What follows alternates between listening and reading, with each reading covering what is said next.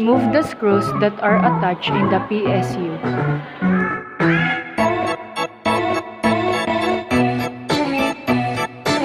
Remove all the connectors.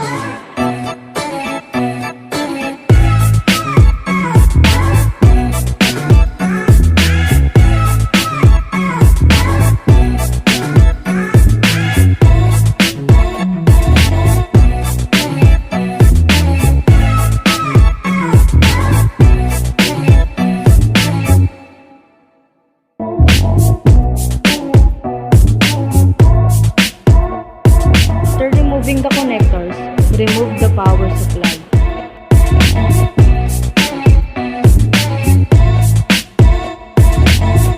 Unscrew and remove the graphic card. Remove all the screws that are attached in the motherboard.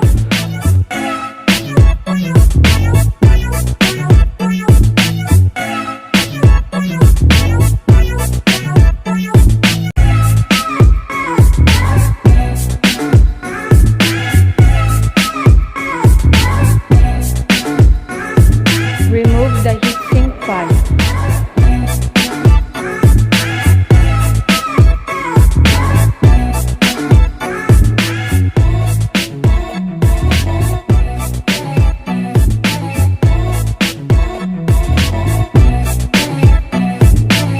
Return the heatsink fan to its place.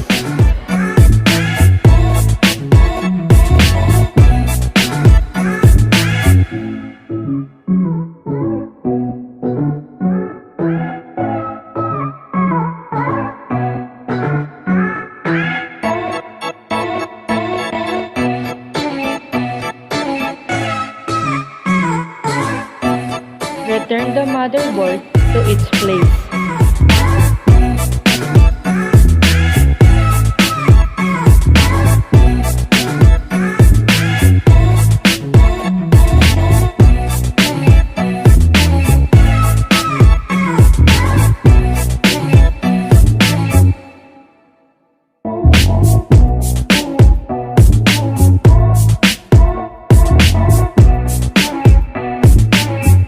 Place the graphic card to a GP slot.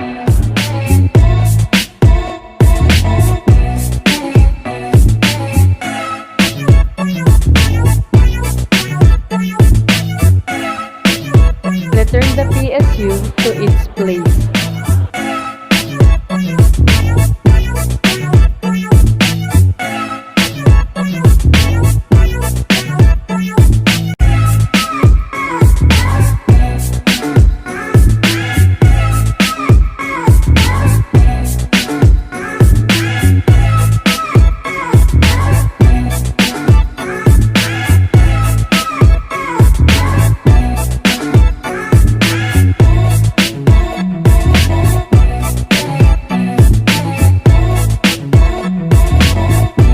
Connect all the connectors to their respective ports.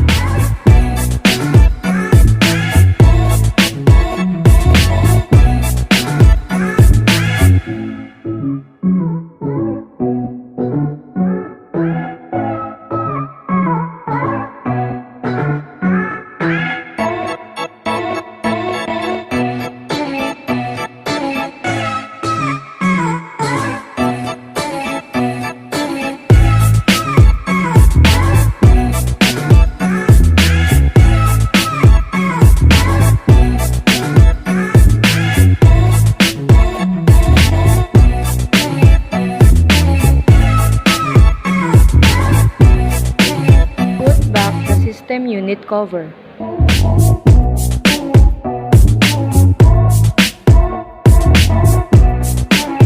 Connect all the cords to their respective places.